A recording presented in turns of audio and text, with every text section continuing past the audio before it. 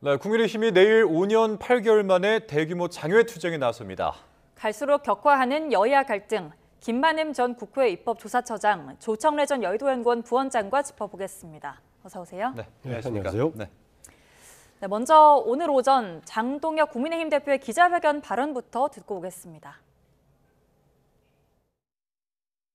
1인 독재로 가는데 걸림돌이 되는 야당, 검찰, 사법부 이 모든 기관들을 해체하려고 하고 있습니다.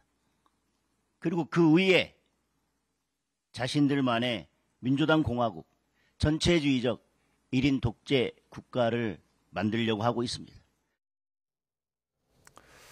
네, 이 장동혁 대표의 기자 간담회 내용을 듣고 오셨는데 사실 이제 내용을 들어보면은 여당에 대한 공세 수위가 계속해서 이제 올라가는 듯한 그런 느낌을 좀 받습니다. 방금 이제 보셨던 기자회견도 있고 또 내일부터 예정된 그 장외 집회도 있고요. 또 그 특검 고발도 예고를 하지 않았습니까? 이제 일련의 이런 것들을 어떻게 보고 계시는지 좀 먼저 여쭙겠습니다. 지금 민주당의 국회 운영이요 너무 지나치고 독주 독단으로 흐르고 있잖아요. 예를 들면 뭐 내란 전담 뭐 재판부 설치를 하겠다. 그다음에 뭐 특검 기간을 연장하겠다. 그다음에 뭐 대법원장 사퇴 촉구도 하고 있고요. 그 흡사 특검이 민주당의 하명 기관인 것처럼 뭐 수사의 가이드라인도 제시를 하고 이런 상황인데요. 지금 소수 야당으로서의 국민의힘이 이런 독주 독단을 하고 있는 민주당을 상대로 국회 투쟁을 하는데 한계에 부딪히고 있고요. 법사위 뭐 간사 선임 문제만 보더라도 그렇잖아요. 그러니까 바람직한 관행도 뭐 파괴하고 대화 상대로 인정하지 않는 듯한 모습으로 일관하고 있기 때문에 국회 투쟁이 무의미한 상태로 들어가고 있어요. 그 행태 때문에 국민의힘 입장에서는 국민들에게 직접 호소하는 방법 외에는 사실상 다른 방안이 없다. 그래서 21일 대구를 시작으로 장외 투쟁에 들어간다 이렇게 보시면 되겠습니다. 예. 근데 뭐 여기에 대해서 이제 여당도 물러서지 않고 이제 계속해서 이제 맞서는 상황입니다. 근데 이렇게 되면은 이게 분위기가 풀리기가 굉장히 어렵지 않을까요? 지금이 아니라 사실은 그 이전에 윤석열 대통령 시기에 여야가 충돌했던 양상이 여야만 바뀐 채 힘의 역학 구조만 바뀐 채 지금 계속되고 있다고 보겠습니다. 장외 투쟁 문제는 당원 명부 압수수색 때부터 지금 국민의힘이 강경 장외 투쟁 기류로 흐르기 시작했었죠.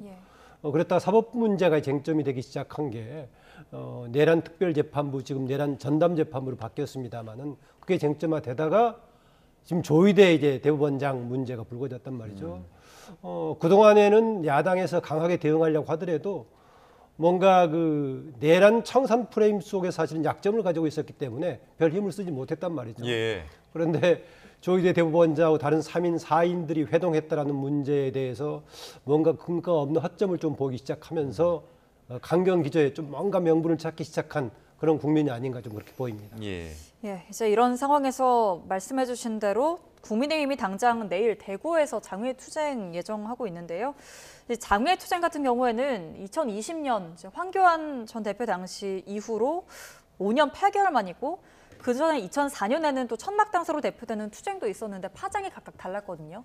이번에는 투쟁 결과를 위해서 국민의힘이 좀 어떤 점에 주력할까요? 2004년 같은 경우에도요. 네, 먼저 한번 정리를 해주시죠. 네, 2004년 같은 경우에도 사실은 당시 2002년 대선 때 차태기 정당의 오명 때문에 당시에 천막 당사를 열고 하는 굉장히 어려운 시기였습니다. 박근혜 대표 시기인데 그때 그 열린우리당 노무현 정권 때 열린우리당이 4대 악법을 밀어붙였어요. 국가보안법 폐지, 사학법 개정, 뭐 기타 등등 신문법 개정해서 4개 악법을 밀어붙인 거에 대해서 53일간 국회 내 철회한 옹성까지 포함해서 장외 집회를 했었습니다. 당시에 보수 언론의 지지를 받고 국민 일각의 지지를 받으면서 상당히 성공적으로 치러냈고요. 그 이후에 한나라당이 정권을 재탈하는 입지를 굳히는 장외 투쟁이었습니다. 였고 2019년도에 그 자유한국당 황교안 대표 체제에서의 그 장외 집회는 잘 아시는 것처럼 선거법하고 공수처 설치와 관련된 패스트트랙 지정 문제가 당시에 있었고요. 그다음에 조국 법무부 장관 임명과 관련한 반대 여론을 놓고 했는데 투쟁의 양상은 삭발 단시까지 가는 극한 양상이었습니다. 예. 이었지만 사실 이게 당내 동력을 끌어올리고 국민의 지지를 받는 데는 한계에 봉착했기 때문에 그 다음해인 2020년 총선에서 패배하는 결과로 연결되어서 예. 전체적으로 볼 때는 성공한 장외투쟁이라고 보기가 어렵다는 평가를 받고 있어요. 지금은 그 민주당의 강한 압박과 독주, 독단, 독재가 굉장한 피로감을 유발을 하고 있는 시기이기도 하고, 특히나 헌법상의 그 자유민주주의 체제의 최후 보루라고 할 수 있는 사법부 흔들기에 나서면서 국민들의 불만이나 뭐 부정적인 여론도 고조되고 있는 시점이고요. 예. 사법부 흔들기뿐만 아니라 입법 독재 권력으로 행정부 장악을 하고 사실상 대한민국 전체를 흔들고 있기 때문에 국민의힘으로서는 장외투쟁 외에는 별다른 수단을 가지기가 어려운 상황입니다. 다만 이게 투쟁을 통해서 언론의 지지라든가 국민의 지지를 받아야 되는 숙제를 안고 있고요. 그뿐만 아니라 대선 패배 이후에 여러 가지 상황으로 말미암아서 당내 개혁이라든가 당내 통합, 당내 지지를 양쪽을 동시에 얻어야 되는 숙제를 안고 있어요. 이게 이제 가벼운 숙제는 아닌데, 제가 볼 때는 지금 상황이 워낙 엄중하기 때문에 예. 국민의힘이 대오의 그 내부 통합을 통해서 국민적 지지를 조금씩 받아 나가면 성공한 투쟁으로 자리매김해서 예. 국민의힘이 기사회생할 수 있는 전기를 마련할 수도 있다, 저는 이렇게 봅니다. 예. 그 중에 가장 큰 게 국민들의 그 지지가 아니겠는가. 뭔가 장애투쟁을 하는데 그 명분이 과연 타당한가, 이게 가장 큰 쟁점이 될 겁니다. 아까 비교적인 장애투쟁을 해가지고 성공적으로 이끌었다는 2004년 당시에 박근혜 대표 체제의 경우는 박근혜 당시의 대표가 상당한 국민들의 신뢰감을 가지고 있었다. 아다시피 내부적으로는 천막당사 이런 얘기를 하면서 쇄신을 아주 적극적으로 했단 말이죠. 그런 가운데 상대적으로 총선에서는 17대 총선에서는 과반을 차지했던 열린우리당이 점차로 힘을 잃어갔던 시기였고요. 그런 점에서는 리더십이 어떤 것이었냐 아주 중요한 부분이고요. 이후에 또 당시에 사학법 관련 합의를 했던 것 보면은 리더십의 특징들, 당시에서는 원내대표단들이 비교적 서로가 협상 협의가 가능한, 한쪽 이재호 한쪽에 김한길 이래가지고 협상이 가능한 그런 거 있다 해서 장애투쟁을 했을 경우에는 그 명분이 국민들로부터 얼마나 공감을 받고 있는 것인가, 또 당사자들이 얼마나 정치적인 리더십의 역량을 가지고 있는 것인가, 이런 변수가 될 겁니다. 그 점에서는 그동안에 그 내란 청산의 넓은 범주에 포함이 돼가지고 뭔가 수세적인 위치를 면치 못했던 국민의힘이 과연 이번에 국민의 새로운 지지를 받는 계기를 만들 수 있을지, 이런 게 변수가 될 겁니다. 예. 근데 이 장외투쟁 외에는 별다른 수단이 지금으로서는 이제 없어 보인다. 좀 그만큼 상황이 이제 엄중해 보인다, 이런 말씀해 주셨는데, 지금 이 장외투쟁에 돌입하는 이제 명분은 알겠다 이거예요. 그러니까 뭐 플랜카드 아까 이제 저희 화면으로 나가고 있습니다만은 뭐 정치 공작 이런 내용도 보이고요. 근데 이제 이게 한번 시작이 되면은 언젠가는 이제 멈춰야 되잖아요. 이제 그 명분을 찾는 거는 언제 어떻게 저희가 보면 될까요? 지금 이게 이제 경부선 집회라는 얘기가 나오고 있잖아요. 지금 정기국회 일정하고 겹치긴 해요.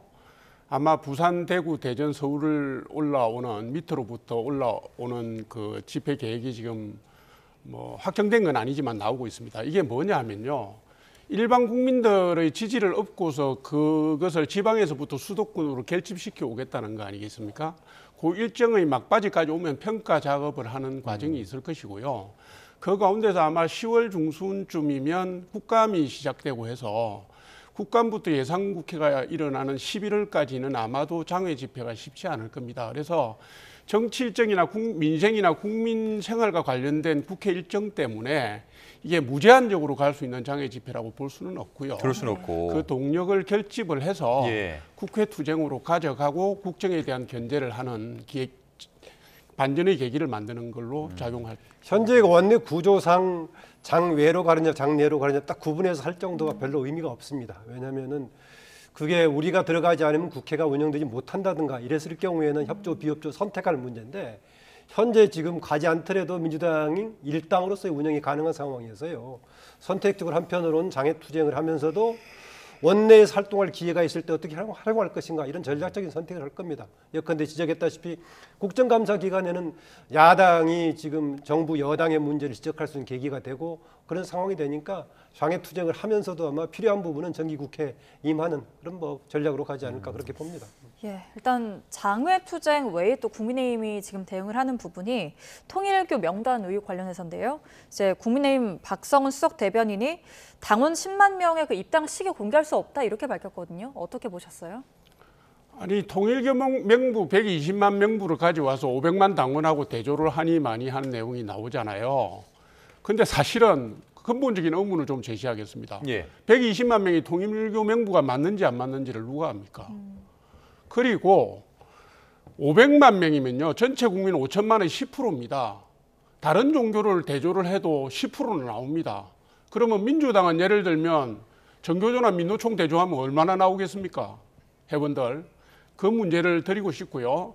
그다음에 지금 특검이 신규 유입된 당원 말고도 전체 당원 명부를 열람하겠다는 태도를 보이고 있고 거기에 예를 들면 계좌정보라든가 개인정보까지 포함하겠다라고 보이고 있기 때문에 이거는 심각한 법률 위반입니다. 이기도 하고 그다음에 전체적으로 밝혔을 때요. 우리가 이제 전당대회나 선거에 개입할 수 있는 당원이라고 하면 책임 당원인데 그 숫자가 특정되지 않았는데 11만 명이니 12만 명이니 하는 게 특검의 브리핑을 통해서 나오고 있거든요. 예. 이게 정당 민주주의를 흔드는 거 아닙니까? 이런 식으로 수사를 해도 됩니까? 그러니까 의도가 매우 나쁘다. 받아들일 수 없다. 이 얘기 말씀드립니다. 예. 그러니까 입당 시기를 공개할 수 없다. 이제 이렇게 밝혀낸 선을 그은 건데요. 이 부분 포함해서 한번 말씀해 주시죠. 입당 시기에 뭐 공개할 수 없다라는 것은 당원 명부 자체를 제공할 수 없다. 어떤 그렇죠. 이유라고 불가피하게 보세요? 예. 어떤 면에서는 정당의 전체 구성원들의 명부를 그대로 수사기관에 제출하는 것이 온당한지는 모르겠어요. 제가 다른 때도 그 얘기를 했습니다마는 통일교 쪽하고 지금의 이전의 여권하고 연관성은 지금 두 사람이나 구속이 돼 있는 상태고 한학자 총재도 지금 수사 대상이 돼 있는 상황이기 때문에 저는 그걸로서 충분한 상황이다 이것인데 이건 참고 정도의 자료가 될 건데 이것이 오히려 파장을 좀 키우고 있는 것 같습니다. 참고로 그런데 제가 이전에 봤을 때 통일교 신도들 명단이 나왔을 때 자료들에 대한민국에가 30만이고 일본에 60만이라고 얘기했거든요. 그럼 이번에 120만이라고 얘기하는 것 보면 혹시 그 명부가 한국인들만 하는 것이 아니라 세계 신도를 다 포함한 것이 아닌가 그런 생각이 듭니다. 세계 신도. 혹시 그러면 그걸 기준으로 해가지고 10%니까 11만, 12만 이렇게 많은 것은 논리적으로 좀 맞지 않다는 생각이 들고요. 지금 특검 측에서 밝혔을 때는 이름과 더불어서 주민등록번호도 같이 연동해서 검색한 거다 이렇게 얘기하는데 저도 가끔 그런 생각이 듭니다. 과연 그 120만 그리고 500만 이것의 명부를 어떻게 정확하게 매칭시키는 뭐 요새 기술로도 가능하겠습니다만 그게 정확하게 됐을지 약간의 논란의 여지가 남아있긴 합니다. 예, 이렇게 뭐 여야가 지금 사사건건 계속 충돌을 하고 있는데요. 특히 또 조희대 대법원장과 한덕수 전 총리 회동설도 계속 좀 논란에 불이 붙고 있습니다. 관련해서 민주당 정청래 대표 발언도 들어보고 오겠습니다. 평상적 절차만 지켰어도 대선 후보를 바꿔치기를 했다는 의심도 없었을 것입니다. 자업자득입니다. 깨끗하게 물러나시기 바랍니다. 자, 일단은 뭐 당사자로 지목된 인물들은 뭐 전부 다 부인을 하고 있는 그런 상황 아니겠습니까? 어떻게 보셨습니까? 당사자가 부인을 하고 있으면 아니라는 거죠. 날조입니다. 이거는 무슨 얘기냐면요. 대법원장하고 전직 검찰총장하고 뭐 이런 분들이 모였는데 그 수행원이 얼마고 지켜보는 사람이 얼만데 시간도 특정이 안 되고 장소도 특정이 안 된다는 거는 이건 날조했다는 겁니다. 그리고 열린공감TV가 이것을 깼던 게 지난 5월 달인데요. 그 똑같은 내용을 4개월 뒤에 김어준 TV를 통해서 초선 의원들이 민주당 의원들이 또 깨고 나왔고 그걸 당 지도부가 받아서 무슨 특검 수사를 받아야 되니 많이 하고 나온 거 아닙니까? 그 4개월 동안에도 시점과 정황과 내용이 특정된 게 없어요. 대법원장을 흔들고 사법부에 대한 신뢰 전체를 흔들면서 최소한의 기본적인 요건도 밝혀내지를 못하는데 그게 무슨 사실이겠습니까? 더더군다나 며칠 시간이 지나면서 국민들의 부정적인 여론이 높아지니까 당 지도부가 나서갖고 뭐 애초에 제기한 사람이 밝혀야 될 일이라고 꼬리 자르기 하고 나오는데요. 이렇게 비겁하게 하지 말고요. 제1당답게 국민들에게 사과하고 재발 방지 대책을 발표해야 된다고 봅니다. 뭐 당사자로 지목된 사람들이 아니다라고 하면 아닌 거다 이제 이렇게 말씀하셨는데 어떻게 보십니까? 뭐 그 논리는 맞죠. 문제 제기한 사람들은 어느 정도 실마리를 가지고 의혹을 제기해야 되는 문제입니다. 저는 이게 적당히 풀 문제가 아니라 명백하게 좀 규명해야 될 과제가 아닌가 그렇습니다. 만약에 애초에 주장했던 대로 조희대 대법원장 이런 문제를 가지고 다른 사람들과 더불어 당시에 뭐 총리하고 이렇게 상의할 정도고 내가 뭐 책임지고 하겠다 이런 얘기했다면 보통 문제가 아닌 거죠. 이걸 규명해야 된다고 봅니다. 만약에 이것이 아닌데 이걸 꺼내가지고 근거 없는 걸로 이걸 어지럽히고 했다면 이 또한 큰 문제이기 때문에 어느 쪽이든 간에 전 규명이 돼야 된다고 봅니다. 조금 전에 그 정청래 대표가 이 문제가 이렇게 가장 지금 문제가 삼고 있는 것이 대법원에서 빨리 판정했다는 거 아닙니까? 거동법원 선고 36일만 했다는 것인데요. 당시에 한번 여론조사들 제가 인용하지 않겠습니다. 한번 보십시오. 당시에요. 이재명 당시 대표, 이재명 후보와 관련된 선거법 판결을 선거 전에 하는 게 좋겠습니까? 선거 이후에 하는 게 좋겠습니까? 라고 질문했을 때 당시에는 선거 전에 하는 게 괜찮다는 의견들도 많은 쪽이었습니다. 다만 결과를 당시에는 2심이 기각이 무죄가 됐었기 때문에 대법에서 그렇게 갈 가능성을 남겨놓고 있는 상태였습니다. 그런데 결과는 오히려 반전돼가지고 파기환송이 나오다 보니까 이게 뭔가 정치적인 의도가 개입된 거 아니냐 이 문제를 제기했고 그게 지금까지 되고 있는데요. 그거는 다른 판단이 있어야 될 부분이고 어쨌든 간에 현재 회동설 관련해서는 현재로서는 민주당에서 지도부 차원에서는 그렇게 좀 뒤로 빠지는 편이죠. 김병기 원내대표는 제기했던 사람이 해명이라고 얘기하고 있고 좀 거들면서 강하게 얘기했던 전현희 최고위원도 당에서 대응할 사안이 아니다 이렇게 빠지고 있는 거 보면은 조금 지금 여러 가지 주변에서 나오는 사실이 아닌 쪽에 좀 기울고 있어서 만약에 이것을 정리하려고 한다면은 그것이 아니라고 하더라도 조희대 대법원장은 사퇴해야 된다 이런 논리로 갈 것이 아니라 이 부분 자체는 깔끔하게 정리해 주는 게 필요하다는 생각입니다. 그럼 앞으로 민주당이 이 사안에 대해서 뭐 수위 조절로 갈지 아니면 뭐 강경 일변도로 갈지 그러니까 결국은 내용을 확실하게 밝히는 게 먼저다라는 거죠. 지금 얘기한 대로 당에서 대응할 사항이 아니다라고 얘기해 버리니까 당사자가 책임져야 된다라고 얘기를 하고 있는 것이죠. 그래서 이 문제는 이 문제로 가고 대신 방향을 바꿔서 원래 제기했던 대로 36일 만에 대법원장이 판결했던 부분은 오히려 선거 개입이 아니냐 이런 문제를 계속 제기하고 있는 것인데 이게 타당할지 제가 앞서 얘기했던 그 당시의 분위기 한번 연결해서 판단할 필요가 있다는 생각입니다. 예. 자, 다음은 뭐 특검팀 이야기 한번 해보겠습니다. 내란 특검팀이 다음 주에 윤석열 전 대통령에게 이제 출석을 통보했습니다. 평양 무인기 투입 의혹. 이 건으로 이제 조사를 할 것으로 전해지고 있는데 사실 이 건으로 윤 전 대통령을 소환하는 건 이번이 처음이에요. 그리고 이제 저희가 생각을 해보면 특검팀이 윤 전 대통령에 대한 구속영장 청구서를 낼 때 이 외환 혐의는 사실 그 당시에 좀 빠졌었단 말이죠. 예. 네, 7월 10일 날 그 구속영장 청구서에는 빠졌습니다. 예.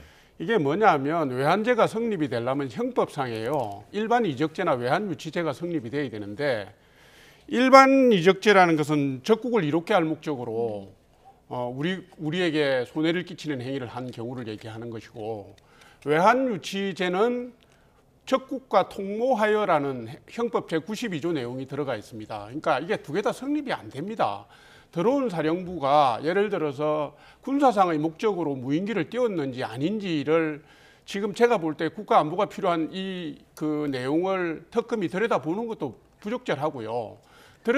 들여다본다 하더라도 형법상의 외환죄 성립이 어려운데 이게 이제 이걸 다루겠다는 얘기는 내란 특검팀의 수사가 막바지로 오고 있다는 것을 반증하는 거 아니겠습니까? 제가 볼 때는 마구잡이로 덜 쑤셔가지고 인지수사하지 말고요. 해서는 안 될 거는 깔끔하게 정리를 하고 물론 특검 입장에서는 뭐 윤 전 대통령의 마지막 진술은 확인해 봐야 된다는 입장일 수도 있는데요. 이건 제가 자꾸 민주당에서 하듯이 덜 쑤시는 것 자체가 이적 행위가 될 수 있다고 저는 봅니다. 네, 뭐 부적절하다는 입장 주셨는데 그럼 변호인단이 바로 특검에 불만을 드러낸 것도 비슷한 이유에서 한 걸까요? 우선 변호인단이 지금 밝히고 있는 것은 소환 자체에 대한 적법성을 띠지 않았다라는 거 아닙니까? 외환죄 관련 선임되지 않은 변호사들에게 특검이 언론에다 공지를 하고 내용을 소환 사실을 문자로 통보를 했다는 건데요. 왜 이렇게 하는지 모르겠습니다. 적법하게 우편으로 통보하고 그다음에 가능하다면 변호인단과 사전 협의 단계가 있었으면 좋지 않겠냐 이건데 변호인단과의 협의는 빼더라도 통보 자체를 특검이 문자로 통보한다는 게 말이 됩니까? 그게 법률에 어디에 그런 게 나와 있습니까? 이런 행동을 하니까 검토하기도 전에 받아들일 수 없다 이렇게 나오는 것입니다. 네. 그래서 현재 그 이제 혐의의 입증이라든가 범죄 성립 여부는 별도로 하더라도요. 윤석열 전 대통령 측에서 어떤 방식으로 대응할지 아다시피 지금까지는 소환에 응하지 않았지 않습니까? 아마 기억나겠습니다만 8월 초에 이른바 속옷 저항 논란이 제기됐을 당시에는 이쪽 특검이 아니고 김건희 특검 쪽에서 당시 소환했다가 그런 상황이 생겼는데요. 이번에도 대체로 날짜가 지금 급하다라는 얘기를 꺼내고 있는데 응하지는 않을 것 같습니다. 그렇지 않아도 25일, 26일 재판이 계속 예정이 돼 있는 상황인데 지금 조금 전에 얘기했다시피 아직 변호인 대리인도 지금 선임이 정확하게 안 돼 있다는 거 아니겠습니까? 그런 상황인데 어떻게 진행이 될지. 그런데 지금 특검 측이라든가 정부 여당 측에서는 내란 관련 부분을 빨리 진행하는 게 좋겠다. 내란 특별재판부라든가 전담 재판부 나왔던 것도 이것은 정말 급하게 다뤄야 된다. 이번에 633까지 그동안에 선거법에 적용됐던 부분을 여기까지 적용을 시키고 있는데 네. 아마 이것을 좀 길게 끌지 않고 빠르게 효과적으로 하는 방법이 뭔가 이것은 서로가 공통으로 고민이 필요할 겁니다. 꼭 전담 재판부가 아니라도 지금 법원 내부에서 대응하고 있듯이 뭔가 좀 압축적으로 사람들을 집결을 시키는 방법도 있을 거고요. 그건 과제로 보입니다. 뭐 조금 전에 언급하신 것처럼 윤 전 대통령은 재구속된 뒤에 계속 조사에 불응하고 있는데 이번 소환에 응할 가능성 어떻게 보세요? 굳이 한다면은 뭐 소환에 응하지 않을 가능성이 있는 거죠. 지금 아까 말씀드렸었지만은 현재 관련 쪽에서는 대리인도 변호인도 선임이 정확하게 안 돼 있는 상황이고요. 뭐 이번에 건수가 많습니다만은 대체로 변호인을 모두 포괄적으로 선임하는 것이 아니라 사건별로 선임하는 그런 상황인데요. 지난번도 그때도 그 김건희 특검에서 소환 강제 집행하려고 했을 때도 사실상은 변호인이 정확하게 선임이 안 돼 있는 그런 상황이었습니다. 그래서 현재 재판이 진행되고 있는 것들에 대해서는 변호인들이 선임이 돼가지고 재판에 응하고 있는데 이전에 소환 단계에 있는 사건들은 아직은 제대로 변호인들이 선임이 안 돼 있고요. 이전에 해왔던 사람들이 그냥 봐주고 있는 수준 같습니다. 예. 자, 다음 주제를 한번 살펴보겠습니다. 이재명 대통령이 오는 22일에서 26일 이제 뉴욕을 방문하게 됩니다. 이 대략적인 일정은 좀 어떤지 한번 짚어주실 수 있을까요? 보니까 바빠요. 네. 첫날 도착하자마자 세계 최대 자산운용사 레리 핑커 CEO 면담하는 게 잡혀 있고요. 미국의 상하원 의원단 접견도 들어가 있고 동포 간담회도 첫날에 들어가 있습니다. 23일에는 유엔 총회 기조연설을 하는데 196개국 정상 중에서 7번째로 한다고 합니다. 그리고 그 다음 날인 24일에는 유엔 안전보장이사회 의장으로서 토론을 주재를 합니다. 이 안전보장이사회 의장국은 비상임이사 15개국이 한 달씩 돌아가면서 하는데 이번 9월 달이 우리 대한민국 순서라고 합니다. 그 다음에 25일에는 월가를 방문해서요. 경제계, 금융계 인사들하고 투자 서밋 행사를 한다고 하고요. 그 이후에 귀국하시는 걸로 그렇게 들었습니다. 예, 이렇게 어쩌면 이번이 이제 공식적으로는 다자외교 처음이라고 할 수 있겠습니다. 전에 그 G7의 초청국으로 참여했다가 큰 이제 뭐 트럼프 등등과는 만나지도 못했던 그런 상황이었기 때문에 이번에는 본인이 직접 유엔 총회에서 기조 연설까지 하고 또 이제 안보리의 의장국으로서 주재까지 하는 상황이 되니까 공식적으로 이번엔 처음으로 이제 다자 무대에 등장했다라고 볼 수 있겠습니다. 한다. 예, 이재명 대통령이 이제 23일에 유엔 총회 기조 연설을 하는데요. 관련해서 위성락 대통령실 국가안보실장의 설명이 있었습니다. 함께 들어보시죠. 둘째 날인 9월 23일에는 유엔 총회 고위급여기 기조 연설을 하십니다. 이 대통령은 190여 개 정상 중에서 7번째로 기조연설에 나서게 되는데 전 세계의 정상이 모이는 자리인 만큼 각국 정부가 대외 정책을 천명하는 중요한 무대가 되겠습니다. 다음 날인 9월 24일 오후 3시에 이 대통령은 대한민국 대통령으로서는 최초로 안보리 공개 토의를 주재하실 예정입니다. 이 대통령은 모두의 AI 기조하 국제사회의 평화안보 번영을 위한 공동의 대응 논의를 주도하실 것입니다. 네, 뭐 눈에 띄는 부분이 이제 대통령으로서는 최초로 안보리 공개 토의를 주재하실 예정이다. 이제 이런 부분이 아닌가 싶은데 이게 이제 어떤 내용입니까, 이런 거요? 안보리 조금 전에 얘기했다시피 상임 5개국, 비상임 10개국의 15개 나라들이 돌아가면서 한 달 정도 하는 것이기 때문에요. 일반적으로는 그렇게 이게 크게 비중 있는 그 진행자 자리는 아니라고 합니다. 그럴 때에 따라서는 뭐 외교부 장관이 가기도 하고 대사가 하기도 하는데 마침 유엔 총회에서 기조연설하는 김에 우리 대통령 정상이 직접 이제 주재하는 자리라는 데서 의미를 좀 갖는 거고요. 다음으로 관련해서는 흔히 그 혹시 한미 정상회담 관련 얘기를 하고 있는데 공식적으로 없다고 얘기를 했어요. 예. 그러나 여러 사람들이 만나는 곳이기 때문에 혹시 그냥 다른 대화 장소에서 옆에서 끌어내서 얘기하는 흔히 얘기하는 풀어사이드 방식의 미팅이 좀 있을 가능성도 보고 있는데 그 정도는 가능하지만은 공식적으로는 아마 다음 달에 경주에서 있을 그때가 APEC에서. 중요한 이제 국면이 되지 않겠나 그렇습니다. 예, 그러면 이번에 방미에서는 아무래도 뭐 약식 회담 정도만 조금 기대해 볼 수 있을까요? 방금 말씀하신 예. 뭐 아무래도 인사는 서로 하지 않겠습니까? 그 정도. 프로사이드라는 게 옆으로 다가가다는 뜻이니까요. 대개는 한 10분 내외로 현장에서 서서 하는 대화 아닙니까? 그러니까 저는 뭐 여러 장소에서 아마 두 분이 만나게 될 거라고 보고요. 분위기는 간단한 지난번과 비슷하겠습니까? 예? 분위기는 지난번과 비슷하겠습니까? 한미 정상회담. 거기서 무슨 무거운 주제를 얘기할 수 있겠습니까? 그리고 이번에는 대통령 수행단에 그 미국 통상과 관련된 관세 협상과 관련된 분들이 다 빠져 있어요. 그러니까 무거운 대화보다는 안부 정도를 전하는 뭐 아마 친교를 과시하는 그런 장면. 예. 또 미국 그 타임지하고 이제 인터뷰를 또 진행하지 않았습니까? 이재명 대통령. 예. 이 내용 어땠는지 한번 소개를 좀 해주시죠. 뭐좀 아주 강하게 얘기했었죠. 3,500억 불 여기가 보니 합의했다면은 탄핵을 당할 것이다라고 했습니다. 그건 할 수 없는 상황이다 그런 얘기였던 것 같은데요. 한 두 가지 관점을 볼 수 있겠습니다. 애초에 이 문제가 불거졌을 때 논란이 상당히 컸습니다. 3,500불 정도면 489조 정도, 500조 정도 되는 돈인데요. 분석자들에 따르면 우리나라 대기업들이 1년에 투자하는 액수가 한 200조 정도 된다고 해요. 그런데 몇 년에 거쳐한다고 하더라도 500조 정도를 미국에 투자를 해버린다면 우리나라의 국내 투자할 여력이 없어져 버린 것이죠. 그리고 일본이라든가 EU 국가하고 비교했을 때 우리나라의 전체 인구라든가 GDP 규모에 비춰본다면 상당히 부당한 내용이었는데요. 예. 그래서 이건 뭐 잘한 것인가? 최근 논란에 대해서 오히려 25% 관세에 불가피하게 끌려간다고 하더라도 이건 줄 수 없지 않느냐라는 얘기인데요. 이재명 대통령 그 타임즈하고 인터뷰 내용을 보면 그걸 인식하고 있었다.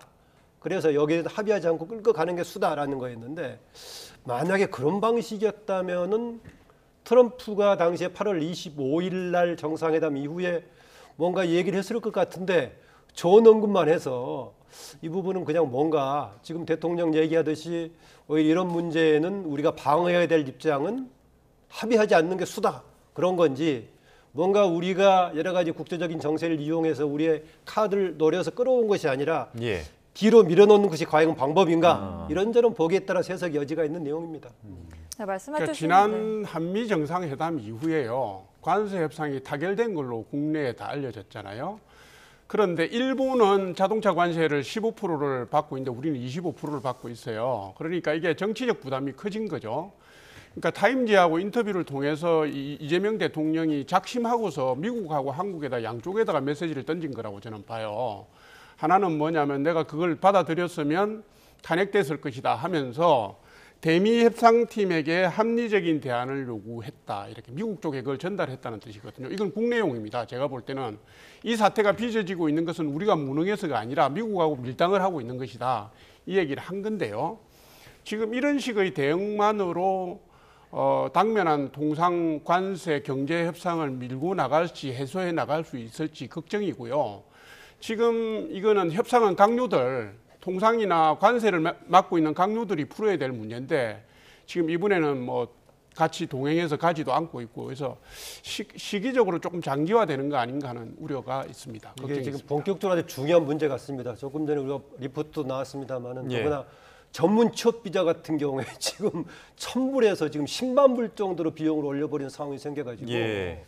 지난번 우리 그 300명 이상 구금됐던 사건 이후에 뭔가 오히려 전화위복의 계기가 될까 했는데 상황이 더 안 좋은 쪽으로 가고 있어서 상당히 큰 문제 같습니다. 지금. 예, 지금까지 한미 관련 이슈까지 짚어봤습니다. 김만흠 전 국회 입법조사처장, 조청래 전 여의도연구원 부원장과 함께했습니다. 고맙습니다. 고맙습니다. 네.